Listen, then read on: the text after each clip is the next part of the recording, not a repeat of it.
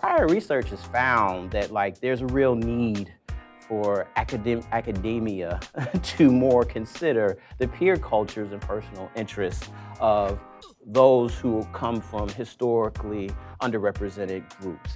And so in order to create robust learning environments, not just for Black youth, not just for low-income youth, but for all youth that kind of give us this diversity that we scream about in these annual reports, we need to then also think about our pedagogical practices and our teaching philosophies and how they may match the diversity that sits in our classrooms.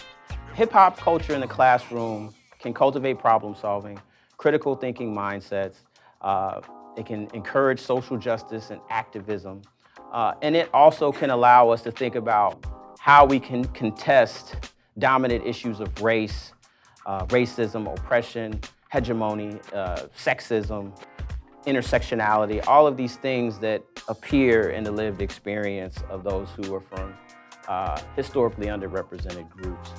Hip-hop is one of the things that I know for a fact brings cultures together, and it has done so for decades. And so we have to find out, how to meet our students where they're at. And I think the ethos of hip-hop is how I choose to do that, and I think it's something that you all can also use.